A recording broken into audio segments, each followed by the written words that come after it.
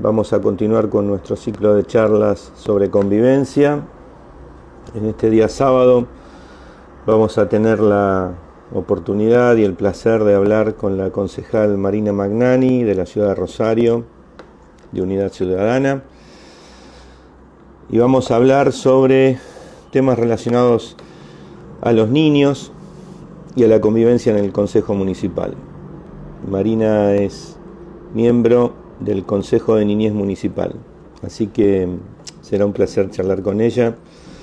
Vamos a esperar que se conecte Marina,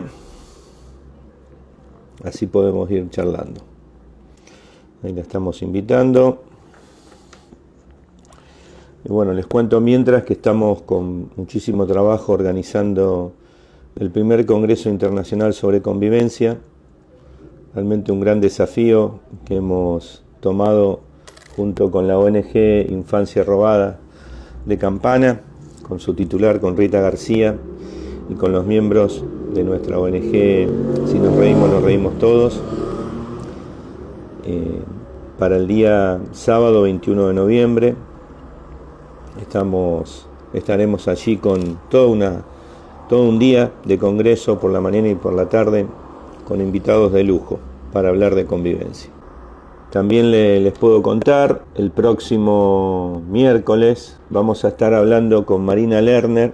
Es psicóloga, pedagoga, autora de un libro sobre convivencia, sobre violencia en las escuelas. Ella también integra el Observatorio Nacional de Violencias y en este momento es asesora del Ministerio de Educación de Cava. Una gran pedagoga, Marina, que ha trabajado junto a la diputada Mara Brauer en la redacción de la Ley de Convivencia, ni más ni menos.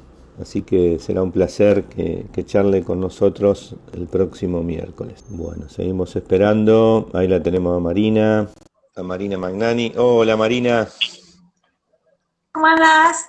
¿Cómo ¿Cómo estás, estás? Alicia? Bien, un Bien, placer bien, saludarte. bien. Me estaba Todo. como peinando, estaba mirándome en el celular porque siempre tengo el pelo. Viste, lo bueno de esto de hacer algunas charlas es que por lo menos nos arreglamos un poquito. Yo también me fui a mojar el pelo, porque si no uno está en casa, desastre. y, Sí, y sí, esto, sí. Yo incluso en un par de oportunidades que tuvimos que ir al consejo, porque la verdad es que nosotros teníamos que tener reuniones de emergencia por algunas situaciones, pero como tampoco en el consejo había personal ni había mucha gente, varios de los concejales fuimos vestidos así medio de gimnasia y zapatillas y ahí medio como de alpargata, digamos. está Eh, bien, se- Quizás esté bueno esto, ¿no? por supuesto. Para Bueno, sí. bajar un poco ahí los niveles de pose, ¿no? De bajar un poco a tierra y vivir más sencillamente. No sé. Coincido con vos, creo que no pasa por eso. Pero bueno, creo que esto de la figura nos tienen el gran consumismo que hay, ¿no? De permanentemente vendernos cosas que tienen que ver con la imagen. Y, y esto llega mucho a los chicos también, ¿no? A los niños y adolescentes, esto de la imagen. Por eso creo que Yo los adultos, sí, siempre lo sigo mucho y bueno, lo he leído aparte, pero además lo sigo mucho en programas al fiscal Federico Delgado y él es fiscal que si hay algo que se caracteriza por la sí, impronta de la estética, la indumentaria es el poder judicial, ¿no? Contra esta sí, cosa de que hay que decirle su señoría, el palacio tremendo, de justicia, como toda una cosa medieval, y él sale en remera en los programas, ¿no? Entonces siempre habla de tremendo. esto, ¿no?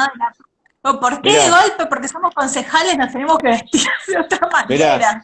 te cuento que me hiciste acordar, en estas charlas que venimos dando con la ONG, me invitaron a dar una charla en el Partido de la Costa y lo organizaba una concejal bueno, no importa el partido político, porque si no van a decir que soy prejuicioso, pero me pidieron que esté de saco y corbata. Y yo le decía, Claro. pero escuchame una charla totalmente informal. No, no, no, no, por favor. Así que, o sea que me tuve que poner la corbata, que no estaba asfixiado, porque yo usé corbata muchos años porque trabajé, era bancario, viste, ahí con la corbata. Cuando tomé la dirección de la escuela, chau corbata, la tuve un tiempo y después, viste, no pasa por ahí, pero bueno, y me estuve tan incómodo esa hora hablando que no veía el momento que termine. Bueno, para quienes se sumaron, vamos a hacer la presentación formal. Marina Magnani, concejal de nuestra ciudad, concejal de Rosario por Unidad Ciudadana. Segundo mandato, Marina, en el Consejo. Yo la invité a ella y debo decir que es la primer concejal con la que hablamos. Hasta ahora vinimos haciendo una serie de charlas de convivencia y medio como que evitábamos hablar con funcionarios políticos, ¿viste? Para que por ahí no piensen que estaba la política partidaria detrás, nada que ver. Nuestra asociación civil, si algo lo caracteriza, es la heterogeneidad de los miembros que las componemos. Hay para todos los gustos y colores, porque nosotros hablamos de convivencia. Imagínate que no podemos volcarnos hacia un sector político. Cada uno tiene nuestro corazón, vos lo sabés, digo, en cuanto a ideologías. Pero bueno, creo que llegó el momento también de charlar, y ya lo hicimos. La última charla fue con la secretaria de Control Urbano y Convivencia de la Municipalidad de Rosario, una charla hermosa con Carolina Lavairu.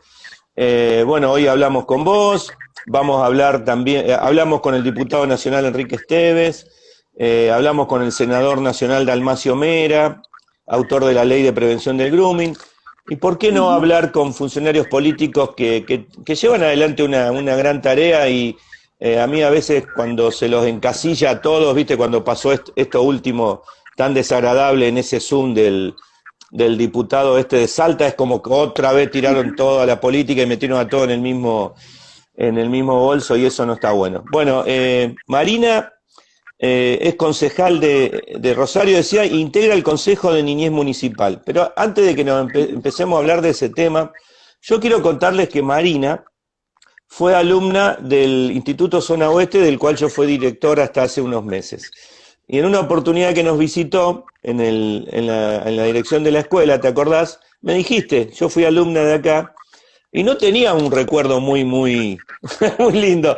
Y me decías que qué bueno que cambió el instituto en eso, ¿no? Porque es verdad, cuando yo tomé la dirección, por ahí había algunas cuestiones ligadas a una forma de conducción autoritaria, si se quiere, bueno, que antes había en muchos colegios de nuestro país, ¿no? Hubo un cambio en la educación importante en cuanto a esto del autoritarismo, en cuanto a esto de la relación dirección-alumnos. Muchos directores como yo rompimos ese paradigma, ese esquema que había de poner tanta distancia, ¿viste? Con el director, que parecía que para ir a hablar con el director tenías que pedir audiencia, y no es así. Bueno, yo quería contarle eso. Y esto que hablábamos antes, ¿no? De darle más importancia a la indumentaria o a cómo el alumno tenía el uniforme, que darle importancia Claro, al vínculo de conocimiento, a la exacto, producción de conocimiento, a la producción de ideas. Mucho exactamente. esta cosa de estar siempre mirando el envase y nunca el contenido, ¿no? Y creo que de ahí vienen los problemas después, ¿no? Cuando estamos mucho en la forma y no nos metemos en el fondo. Pero bueno, Y a vos te torturaron bastante con el pelo, me decías, porque te acordaste de eso, me acuerdo, cuando fuiste. sí, me torturó bastante la vicedirectora de la institución, y vos sabés que hace poco, mira, es el sino de mi vida, el pelo parece ser ahí como en lo karmático, porque hace poco el diario La Capital hizo una nota también sobre mí, una nota muy violenta, muy misógina, de mucha violencia de género, y una de las cosas que hacía era también hablar de mi pelo. Digo, bueno, se ve que el pelo va a ser así como lo que me va a condicionar No toda me la digas, vida. no me digas, bueno, esas cosas, Siempre estuve muy despeinada, la verdad es esa, y bueno. bueno. Eh, Bueno, pero pero viste que la escuela cambió bastante, por lo que sí, pudiste cambió ver por cuando suerte. fuiste. Sí, sí. Sí, sí. Bueno, No, y además el cambio ¿no? De que en el salón de actos que estuvieron hablando de esto, de grooming, de ¿Te acoso acordás? virtual, de cosas que tenían que ver con la vida de los pibes y las pibas, digamos, de dejar de hablar de cosas de adultos y hablar de los protagonistas de la escuela, que son los pibes, ¿no? Era Sin eso duda. también. Sin dudas, mira, yo tuve 11 años en la dirección y tuve una experiencia increíble de relación con los chicos. Creo que lo que más me llevo es eso. Y para eso lo primero que hice, mira, me acuerdo, fue hacerme una cuenta de Facebook para poder hablar con los chicos. Porque por las redes sociales tuve un montón de diálogo con los chicos que a veces no se podía por esto eran 600 alumnos, no podés hablar con todos, pero ellos iniciaban un vínculo de confianza a través de la red social. Por eso yo para nada soy enemigo del uso de las redes sociales, pero sí digo que tenemos que tener cuidado en el uso de las mismas, ¿no? Y vos también sabrás Pensar, que entre los adultos sí. también, viste, cuánto que hay de ataque en las redes sociales. Vos lo debés padecer muchísimo por tu función, seguramente. Sí, vos sabés que a raíz de esto de pensar en la mirada del mundo desde los pibes, con esto del fallecimiento de Quino, hablábamos con algunos compañeros y compañeras de lo adelantado a su tiempo que había sido Oh, Quino, ¿no? increíble. Haciendo toda una serie de historietas desde la mirada de los chicos, ¿no? Sobre ese mundo adulto y mostrando esto, ¿no? La capacidad de los pibes para reflexionar sobre ese mundo, pero pensábamos qué tipo avanzado, ¿no? Porque primero la Tremendo. protagonista era una nena, que eso ya era súper importante, digamos, para ese momento histórico. Y después estos nenes que miraban al mundo y que lo analizaban, en un mundo que no tenía al pibe como sujeto de derecho, como protagonista de la historia, a los niños y niñas. Pero justo con el fallecimiento de Kino hablábamos de eso, de qué importante, Sí, además, qué tipo, qué pionero, ¿no? además que viste que por ahí una vez le preguntaron por qué Mafalda no creció, porque él siempre la dibujó igual. Sí, Y no sé si te acordás, la respuesta fue tremenda, ¿no? Porque hubiera sí, desaparecido. él contesta Tremenda. que la imaginaba, Desaparecida, sí, sí. Sí, imaginaba más realmente. falda parte de su generación. Sí, no, nos Pero bueno, marcó mucho. y en relación al consejo puntualmente, digamos, y a Sí, esto de cómo somos los funcionarios y funcionarias somos reflejo de la sociedad que nos elige. Y como de compleja y heterogénea es la sociedad, igualmente son los cuerpos legislativos, ¿no? Hay personas con determinados valores, personas con otros, mejores, peores. No, seguro. nada de lo que ocurre en la sociedad no se expresa en las instituciones. Si uno va a agarrar la Cámara de Diputados o un consejo o el Senado o va a agarrar el Poder Judicial o va a agarrar la comisión directiva de un club de fútbol, uno va a encontrar al tipo que al hombre o la mujer totalmente honesto, desinteresado, entregados, preocupados por el otro, siempre va a encontrar a alguien que tiene intereses más pecuniarios, que está pensando más en sí mismo y en cómo hacer una ventaja, y después vas a encontrar a otro que nunca toma posiciones y depende del momento cómo le conviene, va para un lado, va para el otro, pero eso pasa en un club, Sí, pasa en en una todos comisión lados. vecinal, va a pasar en una cooperadora de una escuela y por supuesto Totalmente. también pasa en la política, ¿no? Es así. Marina, y te hago una pregunta que la otra vez le hice también a Enrique Esteves. Cuando se pelean para la tribuna y después que termina la sesión están ahí como si nada, se van a tomar un café juntos. Yo le preguntaba eso la otra vez a Esteves, le digo, viste que porque a veces sabemos que los barras bravas de algunos clubes se pelean y después se van y negocian y, bueno, otro tipo de negocios mucho más espurios, ¿no? Y repudiables. Pero contame, ¿es así? ¿Se pelean para la tribuna o hay un poquito de Depende cómo, acting? no, depende de cómo transcurre la discusión. Por ejemplo, hay algunos concejales con los que yo en la sesión discuto mucho o confronto muchas ideas, pero nunca son agresiones en términos personales. Siempre lo Bien, que se discute es lo que esa persona piensa. Entonces lo que yo pongo en discusión es ese concepto.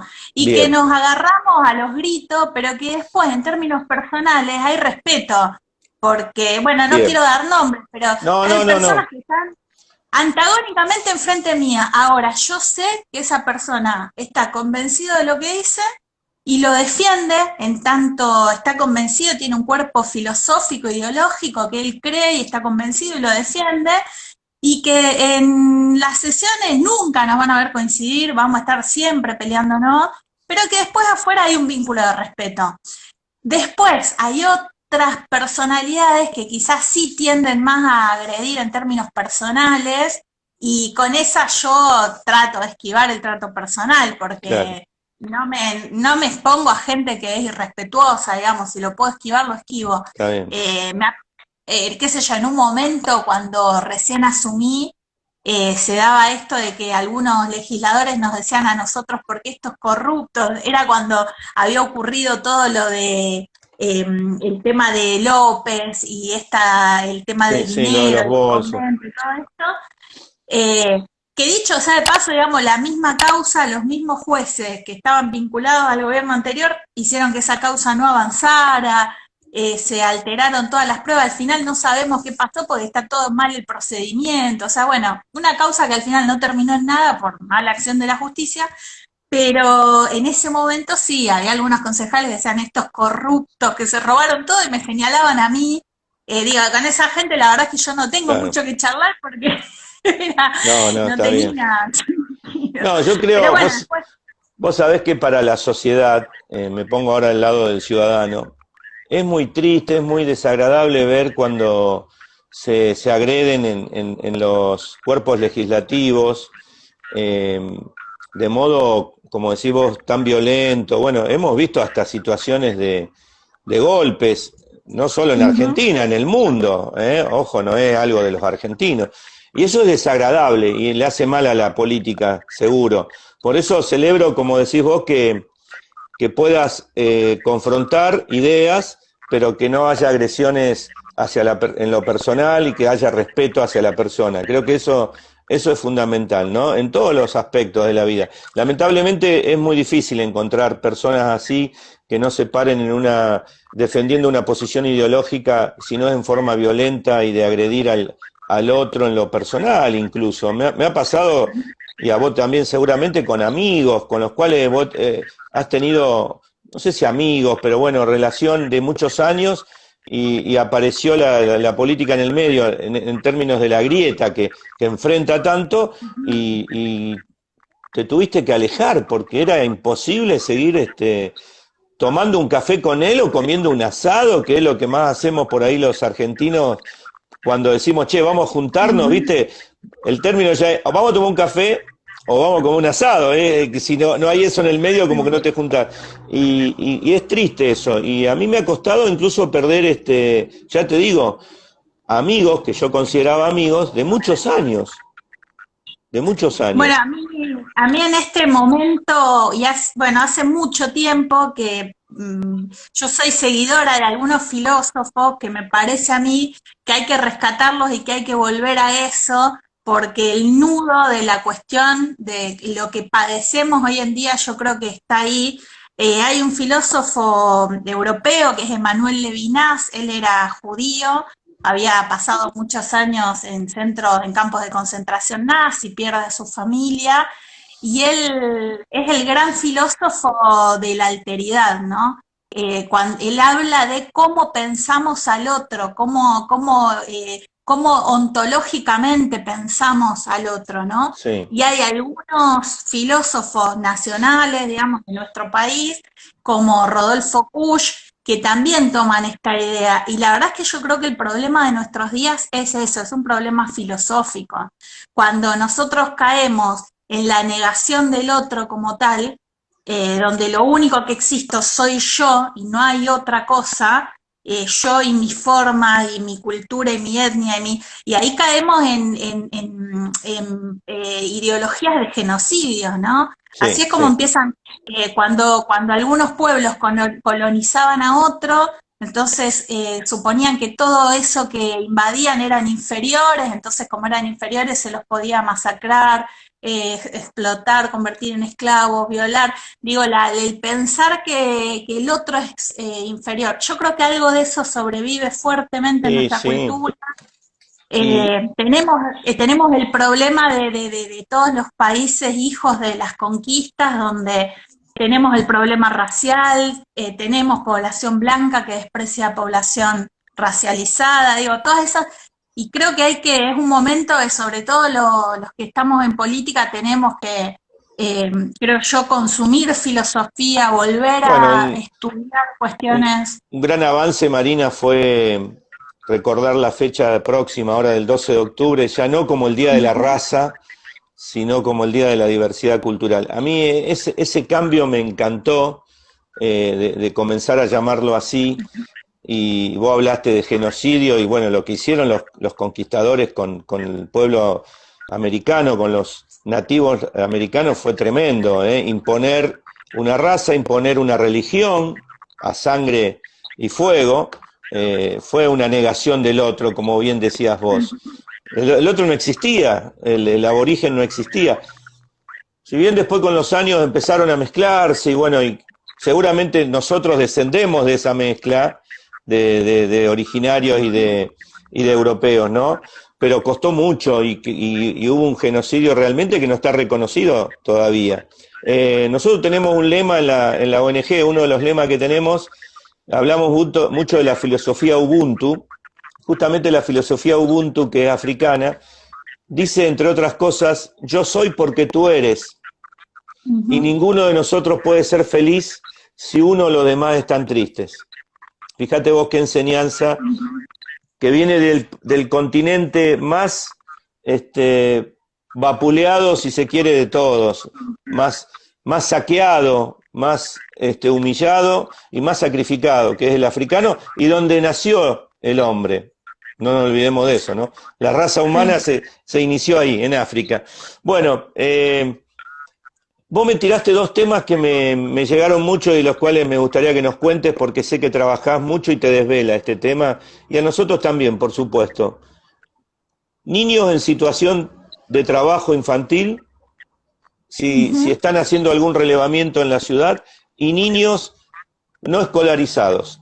Parece mentira todavía, a pesar de que la enseñanza es obligatoria, que tengamos estos dos temas, ¿no? A ver, contanos.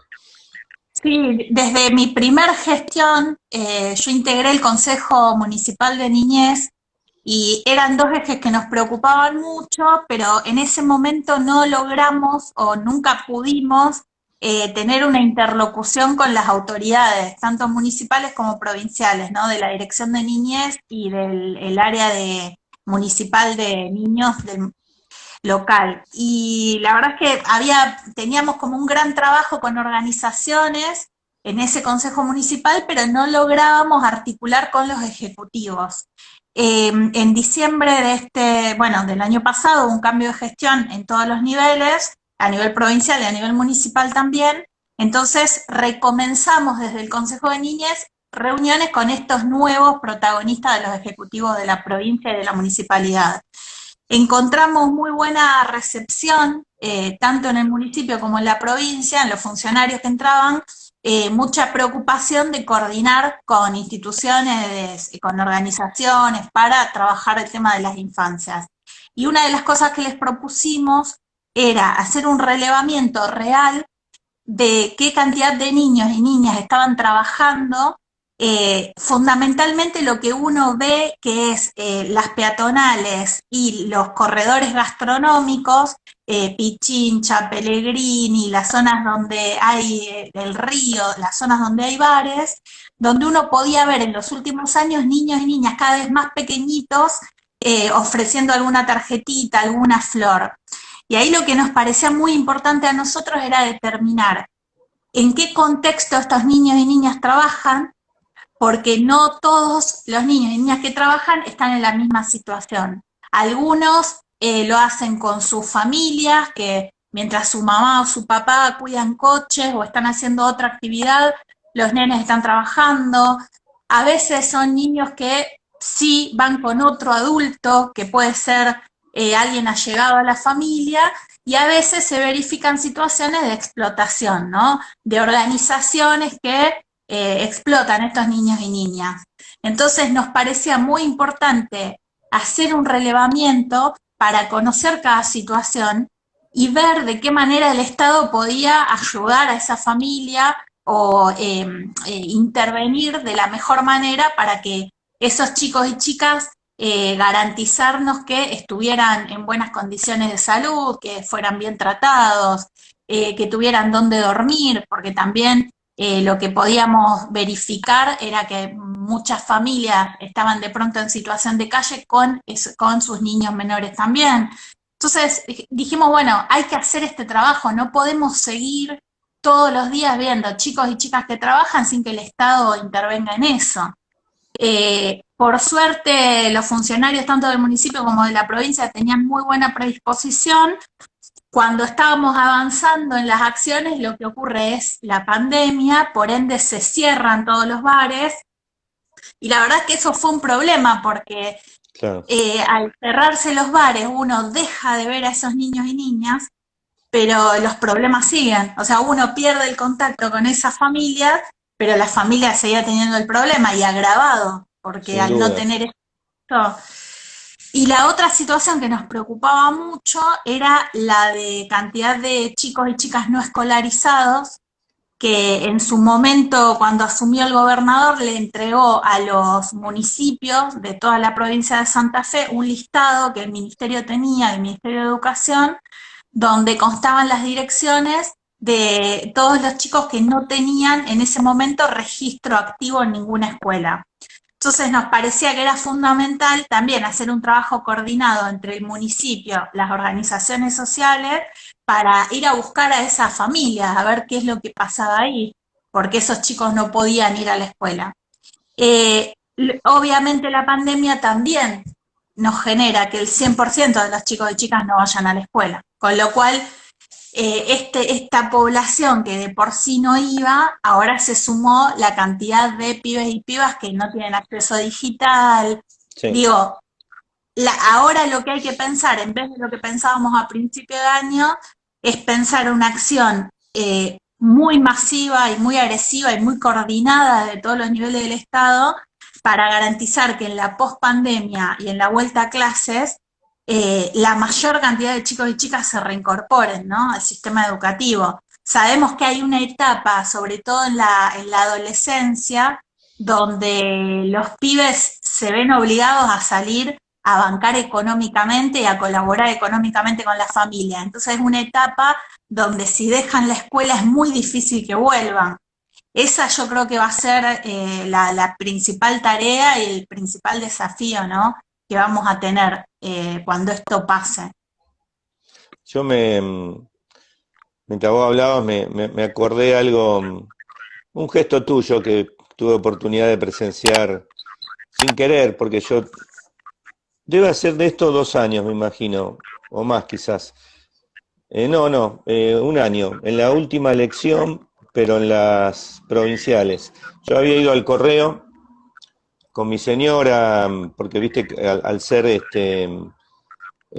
jefe de local de la escuela, creo que había ido a ver si estaba el pago, y vos estabas ayudando a un chico en situación de calle ahí frente al ¡Ay, correo. es verdad que se había desmayado! Es verdad, mirá, vos Claro. sabés que no me acordaba.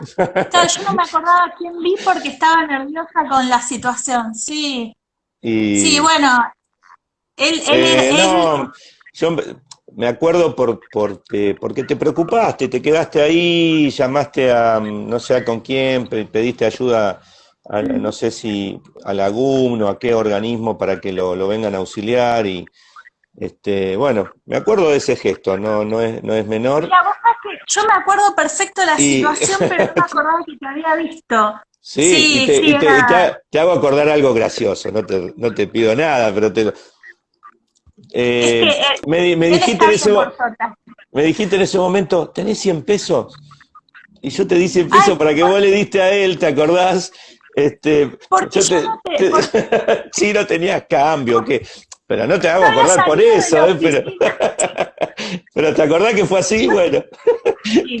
Y mi señora siempre Yo se había acuerda de salido eso. del consejo, sí, Me yo dice, había salido del consejo a hacer un trámite que tenía que llevar un sí, papel ahí al correo y no había agarrado la cartera, nada. sí, Y sí, este chico, sí. que es el que cuida coches ahí, se Claro, había este chico. desmayado. Eso Y es, yo así fue. necesitaba plata porque quería comprar una gaseosa, quería Sí, le comprarle algo compraste con algo, azúcar. algo con Bueno, azúcar, le compraste, algo dulce. Sí, sí, sí. Bueno, justo sí, pasé yo.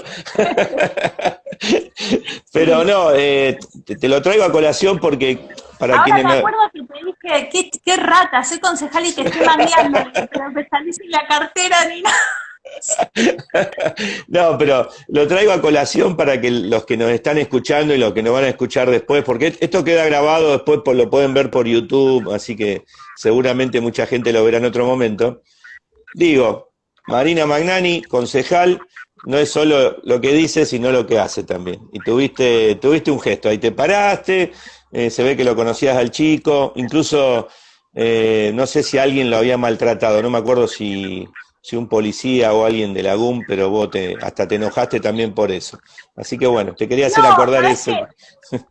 No, no, me había enojado porque el chico estaba hacía mucho tiempo desmayado ahí y todos habían dado por sentado que él estaba intoxicado Ah, sí, con sí, alcohol o alguna o sustancia, alguna entonces sustancia. como daban por sentado eso, nadie lo había asistido. Bien, Y él estaba desmayado y podía estar pasándole algo grave, pero bueno, pasa esto, como era como, bueno, como es alguien que está siempre en la calle, entonces, bueno, si está desmayado, no, no lo asisto. Y la verdad es que es algo grave porque este chico estaba desmayado a 50 metros de la municipalidad, sí, a sí, una sí. cuadra del consejo. Digamos, no, no podemos naturalizarlo, sobre todo los que somos funcionarios públicos, no podemos naturalizar que haya niños y niñas o adolescentes que estén desmayados en una esquina y pasar como si nada, ¿no? Eso es como, ahí es donde me parece que esto que habla, de lo que habla Rita Segato, ¿no? Esta pedagogía de la crueldad, ¿no? Donde todo el tiempo vemos cosas cada vez más terribles, entonces nos inmunizamos cada vez más, nos volvemos cada vez más insensibles y todo se vuelve cada vez peor. Sí, No es la insensibilidad la solución al problema, no sí, es la insensibilidad. o pensar, lo más fácil es pensar, y está alcoholizado o está drogado, entonces Ujú. déjalo ahí, como que se lo buscó a eso, ¿no? Sí, es cierto. A veces puede ser también una forma de defensa frente a esa situación que es tremenda. Uno puede decir, bueno, está así porque está alcoholizado. Entonces es una forma de decir, bueno, no, no es que tiene hambre o no es Sí, que sí, tiene sí, frío, sí. no es que está enfermo, sino que, bueno, se alcoholizó. Pero bueno, también el consumo es la forma de los pibes y pibas de sobrevivir en la calle, de pasar el hambre, de pasar el frío. Y no hay que naturalizarlo. En el momento que Nunca. naturalicemos eso, es el momento donde nos arrancamos el corazón y dejamos de ser humanos, digamos. Además, Entonces no hay que Marina, preocuparse. adicción es no poder decir lo que uno siente. O sea, que el que está tomando algo de más o que no corresponde, está queriendo decir algo y no encuentra cómo y recurre a lo peor, ¿no? Que en este caso es algo que lo daña a él también como persona y en su salud. Así que, sí, bueno, te quería hacer acordar de eso. Pero bueno, ahora con estos meses, la verdad es que yo quiero resaltar, porque hablando de esto de no tener corazón y qué sé yo quiero resaltar que estos meses de la pandemia, si hay algo que emergió fue la cantidad de gente muy solidaria. Sí, Yo tuve oportunidad de que me llamaran personas de toda la ciudad para decirme, empecé en mi casa a hacer una copa de leche, empecé en sí, mi comedora, empecé en mi patio a hacer clubes, peñas de fútbol, sumados a las instituciones que ya trabajaban socialmente, ¿no? Sumados sí, ya a las sí, sí, ONGs, sí, a los centros sí, comunitarios, a los partidos políticos, mucha otra gente sí, que que nada cuando que vio la ver. necesidad, sí, inmediatamente supo que había gente que los necesitaba y que tenían que hacer eso. Recuerdo ahora los chicos, por ejemplo, del club del Banco de Santa Fe, porque soy amiga de la gente de la comisión interna, que nos decían, ese club está en un lugar de gente de clase media, pero se dieron cuenta que había necesidad y bueno, discutieron, compraron las cosas y armaron una olla popular, ¿no?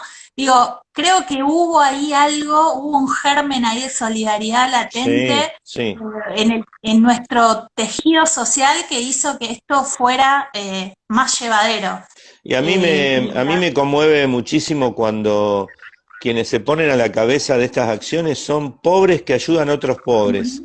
Eh, yo estoy colaborando con un comedor comunitario de un asentamiento que está Travesía, Juan B. Justo, Olivé, no sé si te ubicás ahí donde está la vía, después de sí, sí, sí. Travesía. Son tres mujeres que cocinan lunes, miércoles y viernes para 60 familias de ahí y lo hacen todo a pulmón en el patio de su casa. Bueno, ahora le conseguimos una garrafa, un mechero, porque antes cocinaban a leña y me conmueve realmente. Y ellos me dicen, porque son muy humildes, son pobres que ayudan a pobres. Ujú. Eh, ¿Y por qué lo hacen? Porque el Estado no llega a todos lados. Yo no digo que no haya intención, pero a veces no se llega y por eso aparecemos la ONG, ¿no? Para ayudar en esta interacción. Y realmente, como decís vos, viste la cantidad de comedores que han aparecido en estos últimos tiempos. Bueno, ya aparecieron en la gestión anterior porque hubo un empobrecimiento muy grande de la población y ahora con la pandemia esto se agravó muchísimo y la verdad que habla de una Rosario solidaria, ¿no? De una mirada de los rosarinos solidaria, que hay que destacar, sin dudas.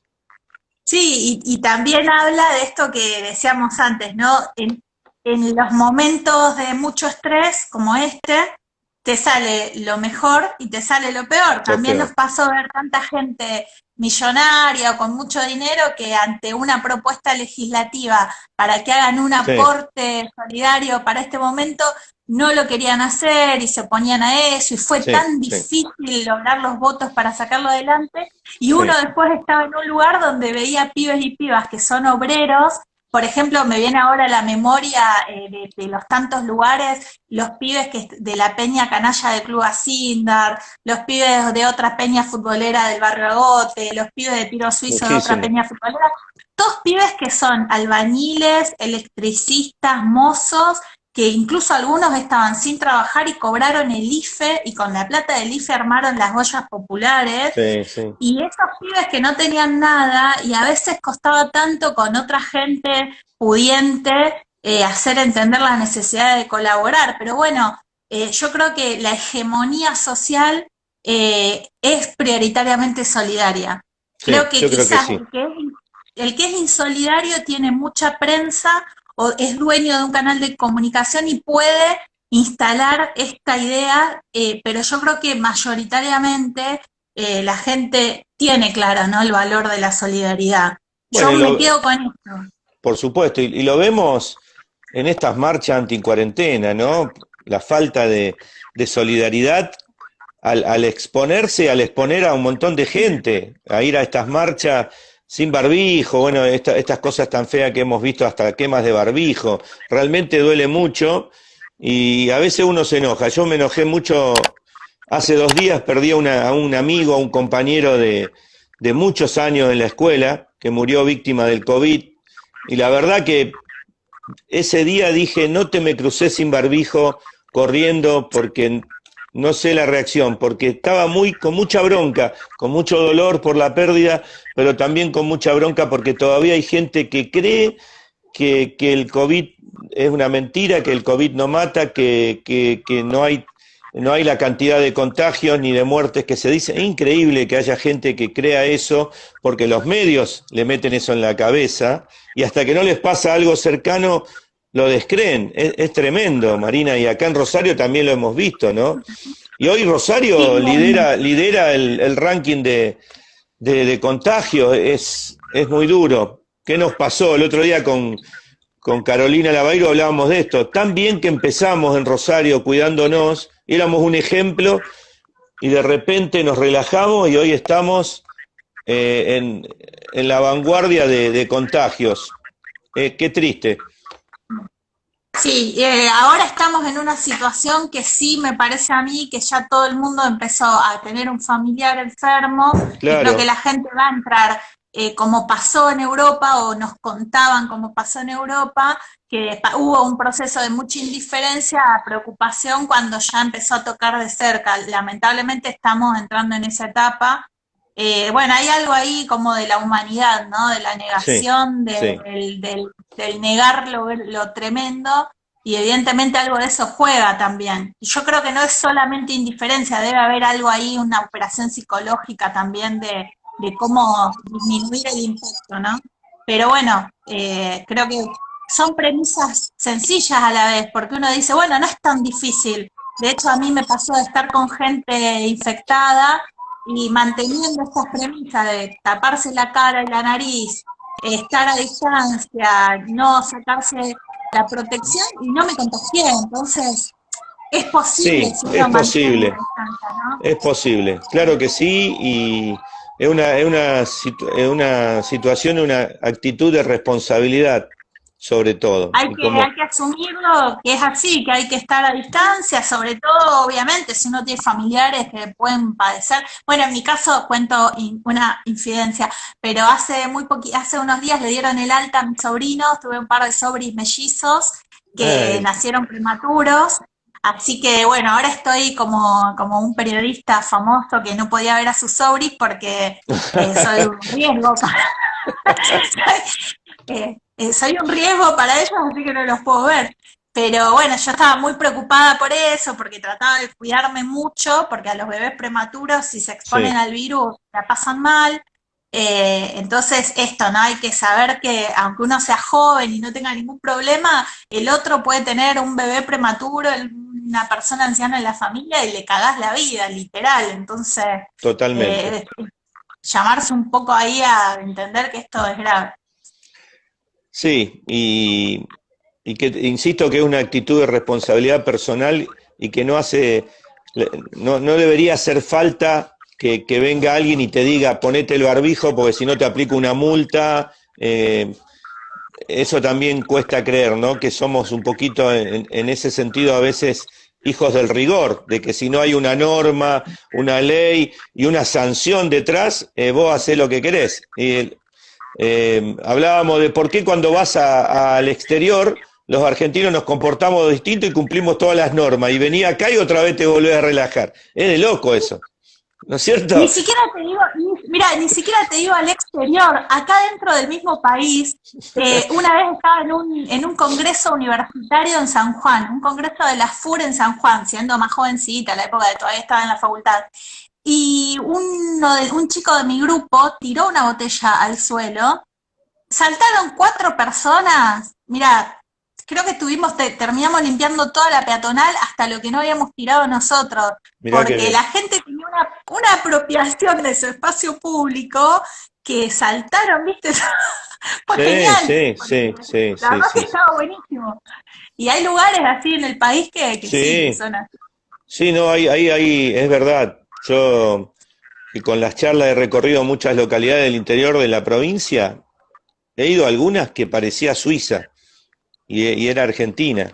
La limpieza, el orden, increíble. Yo creo que está bien, cuando es una comunidad más pequeña es más fácil Es más sencillo. organizar y ordenar, más sencillo. Pero bueno, Pero no yo perd- creo que son todas cosas que hay que trabajarlas. Mirá, ahora sí, con toda esta desgracia, digamos, de que estamos siendo víctimas, ¿no? De que quemen todos los humedales, de oh, que hay 200 propietarios de toda esa zona que se sienten dueños de la vida y la muerte de todo el mundo. La verdad es que había muchas discusiones en foros, y yo creo que es esto, insistir, educar, es tener políticas públicas. La gente joven ya tiene otro registro de la cuestión ambiental, y yo creo que sí, hay que insistir y hay que construir ahí. Los pibes y pibas son una esponja. Yo creo que la escuela es una herramienta fundamental para construir una cultura de la convivencia real, no convivencia solo entre seres humanos, convivencia real con el planeta. Y me parece a mí que la escuela es fundamental. Los clubes de totalmente. barrio son otro lugar. Por También. eso la verdad que nosotros con los clubes de barrio laburamos un montón, y una de las cosas que hicimos fue llevar termotanques solares, para que pudieran reducir el consumo y tener consumos de energía más limpios. Y creo que es por ahí, creo que el Estado tiene que focalizar la mirada en la escuela, en los clubes, tiene que focalizar la mirada en la infancia porque son los pibes y las pibas los que después se ponen las banderas y después construyen ciudadanía con eso, ¿no? Ahí hay Soy muy convencida. una profe de mi escuela, Andrea Bertossi, que pone falta conciencia social.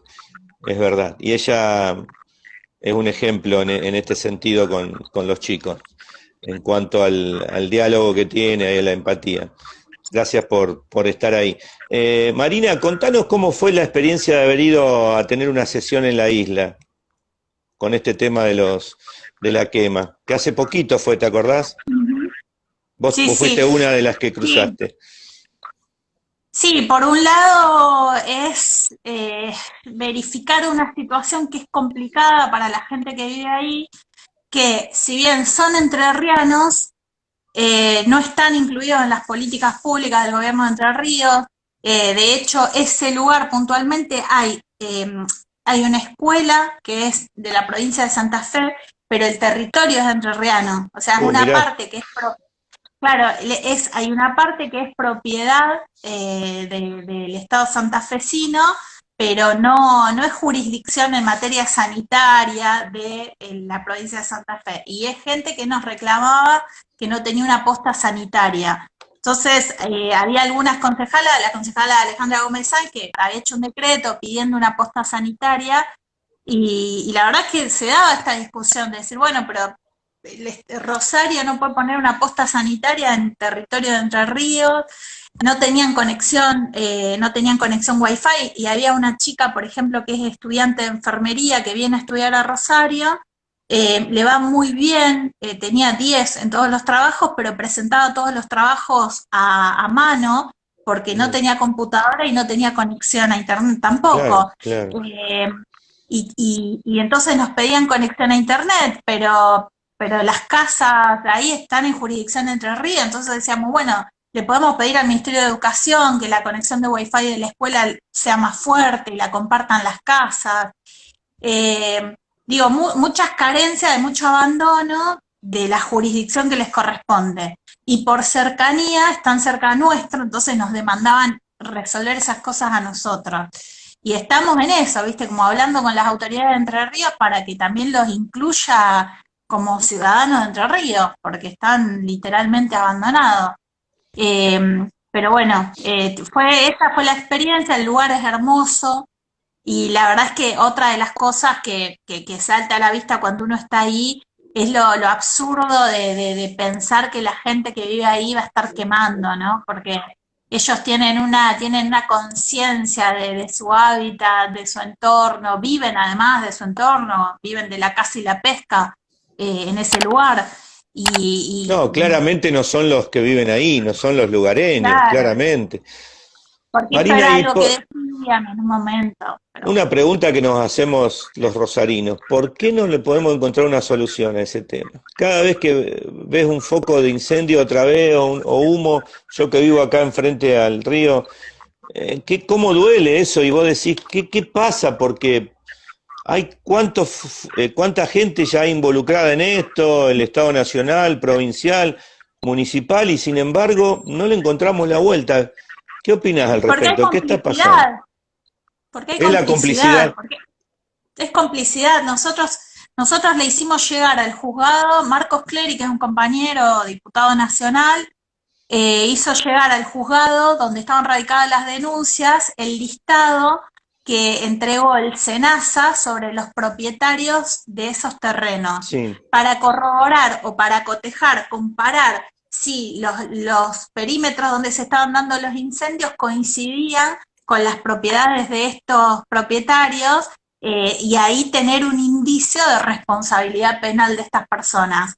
Pero bueno, la verdad es que la justicia de Entre Ríos con las causas no las está trabajando como debiera. El Estado provincial de Entre Ríos tampoco dispuso una custodia permanente o patrullajes o control, digamos, con personal. Yo creo que hay ahí un lobby empresarial que tiene fuertes vínculos con la política. Los escuchábamos al intendente de Victoria, una persona que todo el tiempo negaba los incendios. Es más, él fue el que decía que eran los kayakistas y los campamentistas los que quemaban. En el Consejo Municipal de Victoria, yo no quiero mencionar partidos, pero algunos de los empresarios que se señala como los que están quemando están muy identificados políticamente con un partido político que tenía representación política en Victoria.